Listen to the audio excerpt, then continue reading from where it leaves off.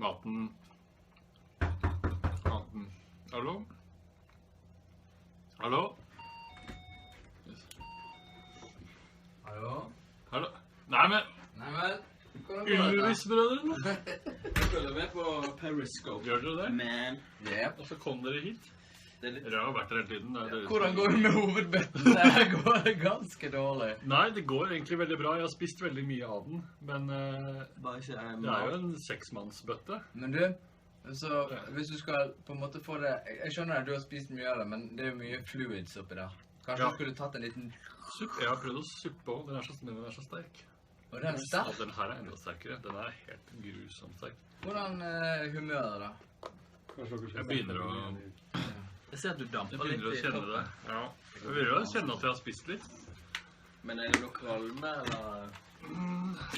Nei, ikke helt ennå, men det kommer nok. Jeg tror det er redd for at jeg har spist for sakte. Ja. Jeg skrev at du skulle skrive fort. Nei, spise fort. Jeg klarer ikke å se brukernavnet, for å være helt ærlig. Nei. Da må jeg bare være helt ærlig. Ja, det er jo det. Du klarer å skrive det? Du klarer å se resten av teksten? Ja, det gjør jeg som regel. Ja. Ja, du må Hvorfor er det mindre brukernavn? Åja, de er mindre skrift. Ja. Jeg har ikke drukket så mye. Jeg har prøvd å spare litt på brusen. Jo, jeg begynner å kjenne det, altså. Ja. Tenk at vi skulle få være med på dette her. Jeg forstår. Det blir helt feil at jeg synes det. Bare skjønner her jækla god. I begynnelsen var den det. Jeg er litt sånn her på de der dessertgreiene. Ja. Er det sånn feil... altså, det er mye mat her, da. Det er litt feil. Jeg tror liksom ikke... en Vil du at jeg skal hoste litt Periscope for deg? Ja, kan du ikke gjøre det? I saw when I was watching the Periscope, a lot of people in English complained you didn't speak English. That's true, but I don't have an international fan base like you guys do. Well, I now think we it's are here. pretty international, the fan base there. It was only like one or two who spoke There's Norwegian. 22 people watching. Hey, you have your phone board? Mm. You can watch it, we can put it here and you can see the The questions very easier. Hi all. They say hi all. Hi-oh! Hi all. Hello.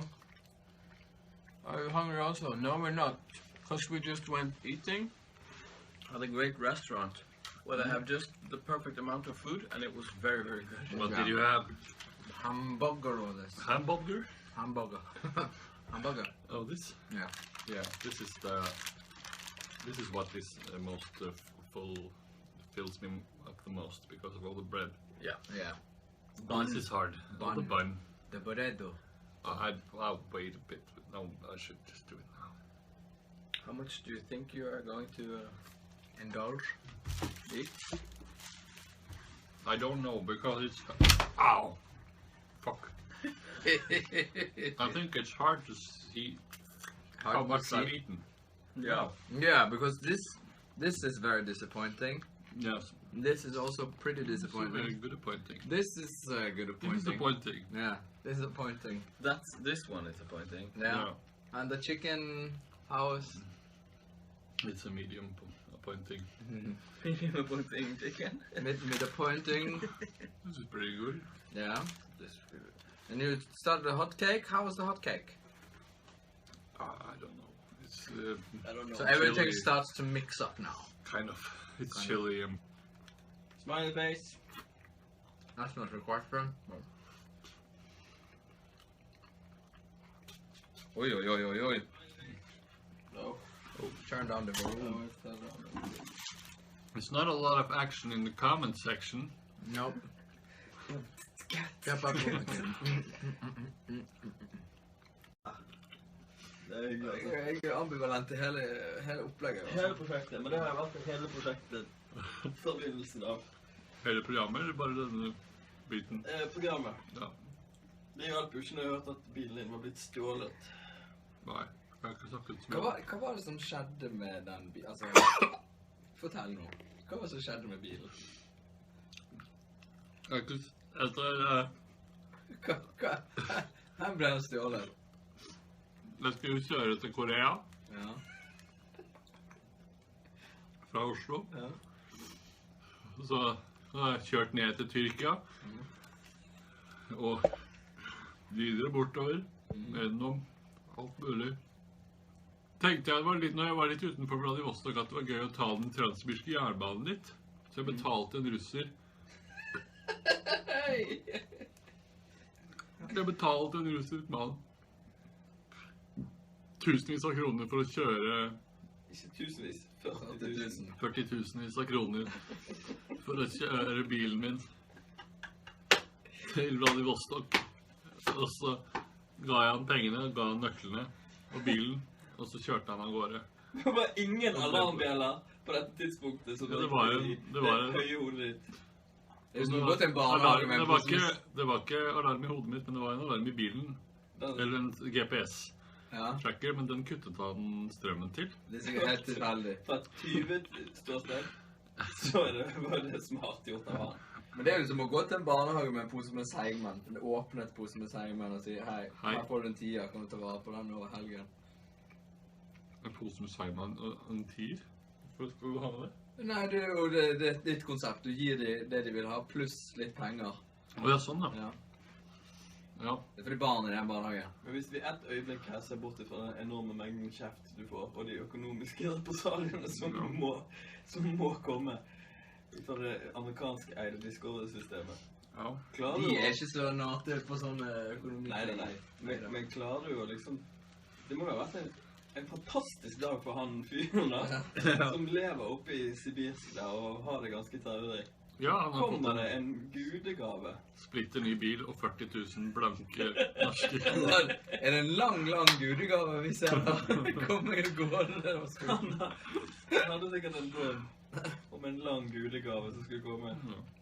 Nei, det var... Men du... Men hva skal vi gjøre da? Den bilen, den er bare lost, den, eller? Ja, det vil jeg tro. Du har kanskje fått... Hva er det siste du har hørt det fra han?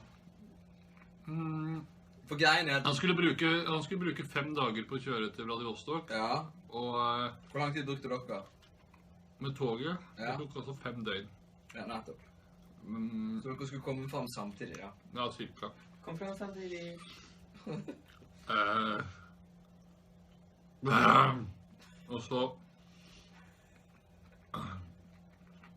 Og så hørte jeg ikke fra han en god stund, og så Må ikke du glemme å sa spise. han at han bare hadde kjørt ca. 20 mil. Og så Av... 500. Og så er det bare... Ja, han har ikke tatt telefonen og... Er det sant? Han har sagt at han er i forskjellige byer, og plutselig er han 50 mil lenger unna igjen. Åja, så han beveger seg litt bakover. Han husker ikke helt hva han har Ja, leget så om. han er kanskje ikke helt... Men du han får er fortsatt kontakt med han, da? innimellom. Samtidig Men får nå du- er det lenge får du siden, kontakten. og nå har det gått ca. 25 dager. Han skulle bruke 5. Så det gikk jo ikke så bra. På annen side. Så jeg tok båt videre til Japan. Du? Ja, Ja. uten bilen. Jeg måtte bare det, fordi visumet mitt i Russland gikk ut. Jeg kunne ikke være i Russland lenger. Nei. Men da skulle egentlig bilen være med, men det var det ikke. Så da bare var jeg i Tokyo en uke og ventet. Håpet at bilen skulle komme. Det kom den ikke. Hva gjorde du da? Ja, da fant jeg på masse forskjellig. Lagde innhold til TV-programmet mitt. Ja, som handler om at du skulle kjøre bil. Ja. Hvordan gjør man det uten bil? Nei, det er jo ikke hele programmet er jo ikke inne i bilen. Det hadde vært kjedelig. Ja, det Mye av skjønner jeg. programmet handler jo om alle de artige skjebnene og menneskene jeg møter på veien, og situasjoner bare jeg kan rote meg selv inn i. Jeg er jo unik i Norge på Og sånn sett så er det jo greit at bilen forsvinner her, for det er jo...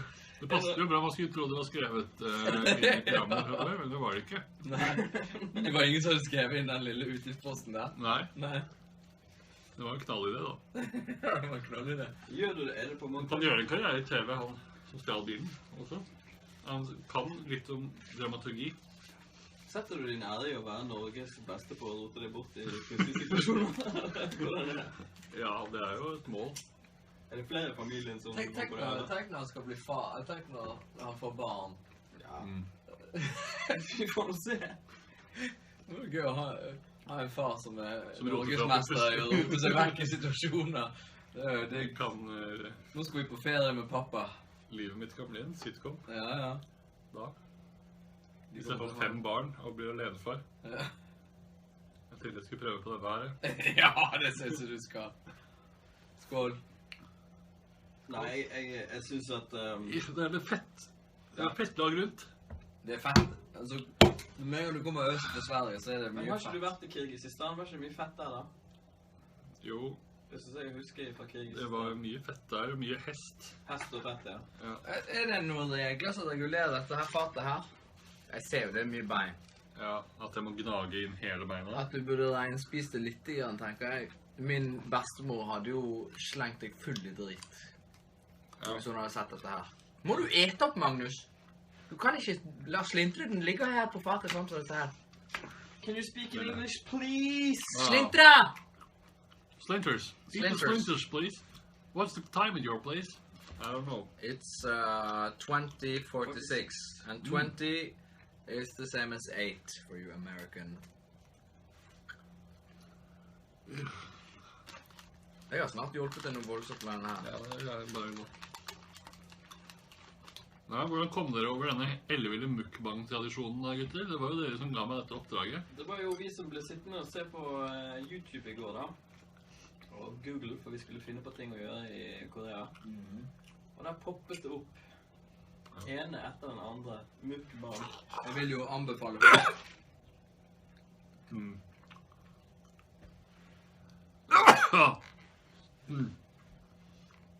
Ja, fortell. Nei, og der viste det seg at det er mange som driver med dette. Vi fortalte vel deg det i sted. Nei. Nå må du spise opp, gutten min.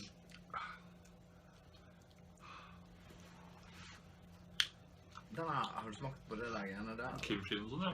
Ja, det er ganske sterkt det også. Det er ganske sterkt det også.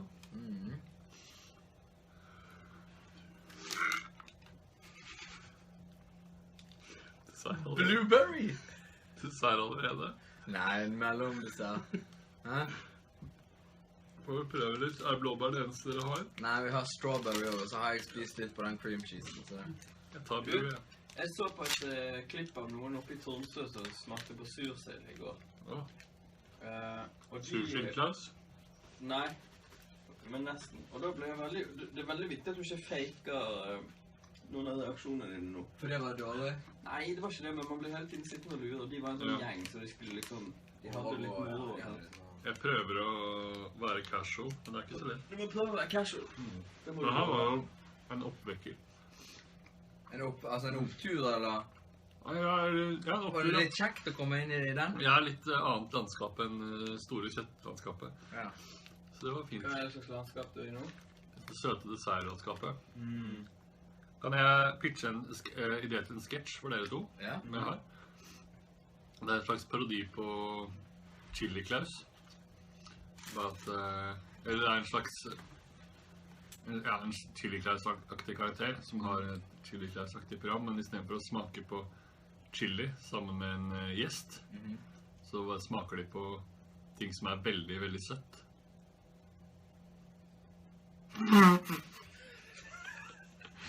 Det er ideen. Blir du full av å spise mat, eller hva er det der? Han har matbriller. Ja, var det. Han har fettbriller på. Jeg tenkte på det nå. Hvor søtt kan det bli, liksom? Ja, Ja, nei, det er jo en idé. fordi nå har jeg smakt på veldig mye veldig sterkt, og så smakte jeg på noe veldig søtt nå. Ja. Tenkte det var et gøy menneske. Ja, men jeg noterer Når du det sier her. sketsj, hva mener du med sketsj? Ja, kanskje Innslag. et humor-sketsjeprogram, eller... Fordi at jeg tenker at det er skrevet. Altså, når Kanskje i sketsj, torsdag ikke det liksom, det er manusbasert, ikke det? Ja, Har ikke du noen sånne venner i kollektivet? ja, man hører med de. Kanskje du sånn i fremtiden? Kanskje Nei. litt mye fett i histopist, men Ja. men det er jo litt sånn, litt Amerika, Ja. litt... How does it taste? Litt Korea, litt Korea, litt Korea, Nei, litt jeg har Korea. fått et spørsmål. Det er ikke- How does det er ikke that god mat. taste? How does what taste? Probably the thing you're eating. This donut from Dunkin' Donuts America? Yeah. Oh, it's so sweet, man. It's so good. It's very nice. Blueberry. Dette er guld.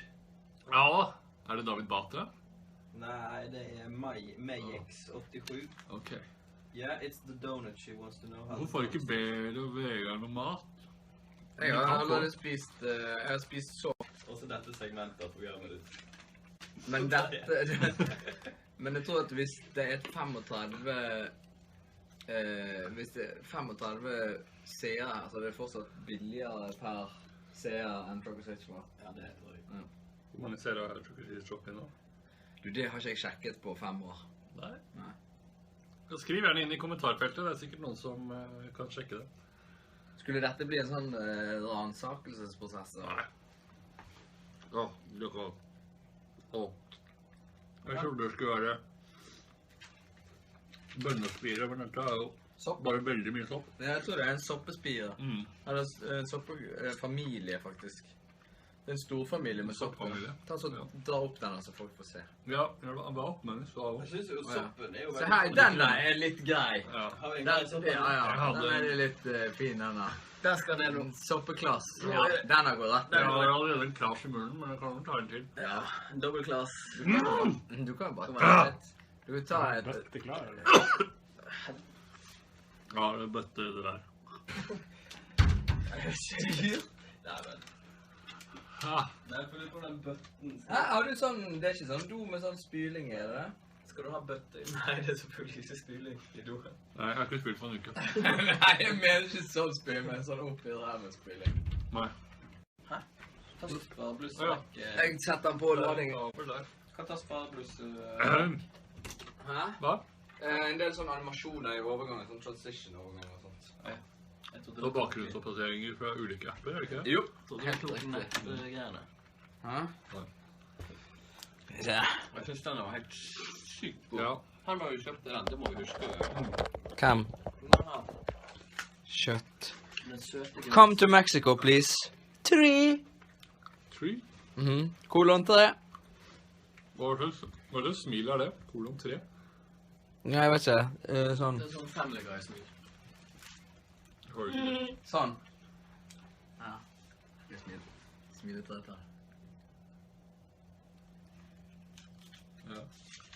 Come to Mexico, please. Jeg får det ikke til. La meg fortsette på denne soppefamilien. Vil dere ha noe spise, eller? Ja, det er så ekkelt når du har drevet og så spyrt du oppi... Jeg må bare spytte i samme bøtte. Åja, det er utrolig bra. Poor connection. Video will resume if signal improves. Denne dagen blitt litt sånn... Ødelagt. Jeg har ødelagt av dette opplegget. Og det for dere. Dette var ikke helt som de hadde håpet. Nei. Kan dere komme bort og så bare hilse på Magnus? Jo da. Men ny bok på trappene, gutter. Det er vel... Lanseringsintervju også. Hæ? Jeg sa også et lanseringsintervju. Ja, Vi hadde et lanseringsintervju i går. Det viser seg at boken vår har kommet ut i Korea. Hvordan? Etter 3 år, jeg vet ikke hva det er. Og så har de... Vi fikk bare plutselig en mail i september om at boken har vært i Korea siden juni. Og nå var det på tide å gjøre promo. Ja. Men... Jeg valgte litt feil uke å gjøre promo i dette landet. Siden Det er siden det er... Siden jeg er her, og siden det skjer så mye annet her. Ja, det skjer veldig mye her. Det er en avsetting av presidenter og... Ikke ta snottpapir opp i... Ok, jeg må ha en drikke.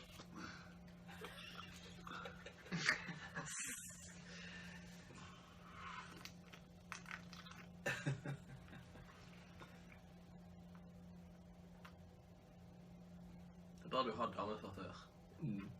Bare at hun ikke er her nå. Hun må aldri se dette. Men i asiatiske land så er det faktisk høflig å lage litt lyd mens man spiser. Ja. Smatt og slippe munnlyder. Det er lyder. Ja. Det var det jeg gjorde nå. Ja, det var det jo i og for seg.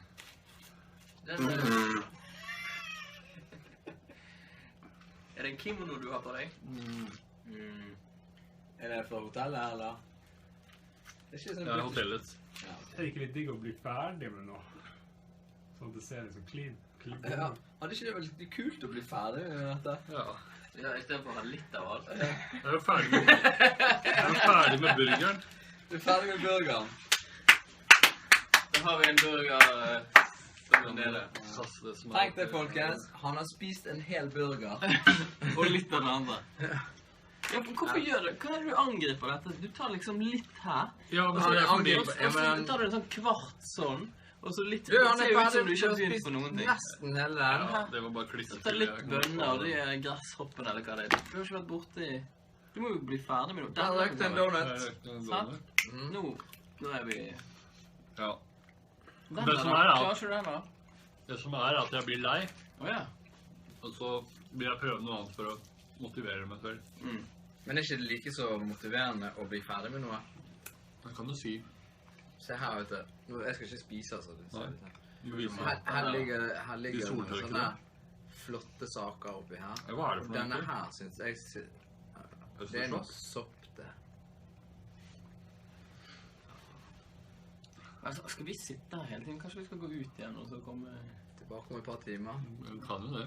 Du har ikke gjort mirakler på seertallene akkurat. Det er gøy om dere kommer inn igjen senere. Den bredbåndsdekningen gjør vel sine egne helt. Da har jeg ikke jeg briger på hvor lenge som helst. Hva? How many people? Does it taste depressing? Yes, indeed. Veldig underholdende. Veldig underholdende. I'm hungry Tenk på now. livet til vedkommende. Mm. Så synes dette er veldig underholdende.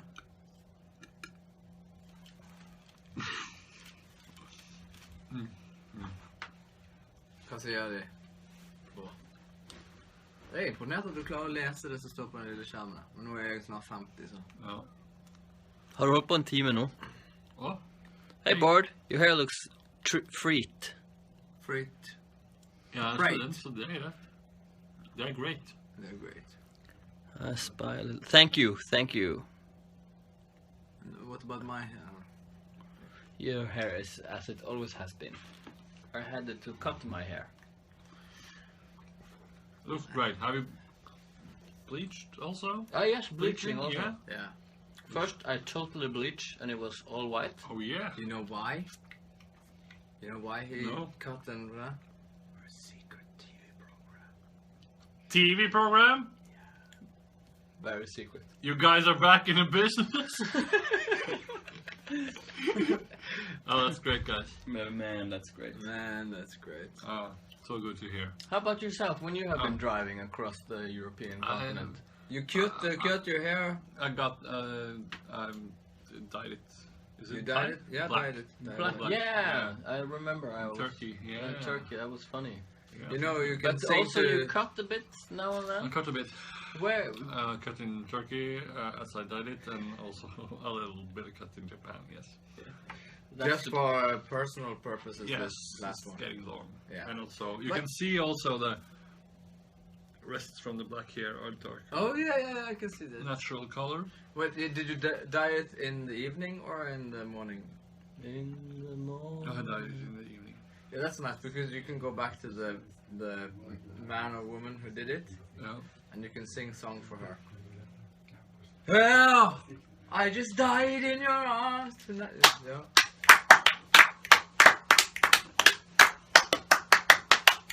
Indulge. Perfect. Indulge. I suggest that We go out. get the fuck out Yeah. and you keep on. Keep on. And I suggest you maybe finish some of the stuff. Then I won't go for this. This Yet. you can. Oh, these little Buggers. buggers. What? Baggage. This is Radish. I think, or kale. I don't know. because it looks like melon. I thought it was But it's melon. not melon at all. It's radish. It's not radish. Forget the Radish. Okay. Okay. radish. Thank you. We will be back. Vi stikker ned i resepsjonen videre og sitter der litt. Ja, Det blir tett luft her. Jeg skal jo ut og kjøpe handle noe. du skal ut og sigge. Jeg skal ut og sigge. Skal du det? Ja, ta med jakken din. Jeg har en knapp på her, så du ser. Vi knokker rett inn, vi. Vi bryter den døren. Det er fortsatt masse igjen her på mitt spisebord, og Du trenger ikke vente til vi går med å sette i gang. dette gjør en del til. Snakke med litt... Velkommen tilbake her Tisiol, her det fortsatt full aktivitet rundt spisebordet, og hva det du har med deg? Ut. Husj. Ha det. Ja. Ha det.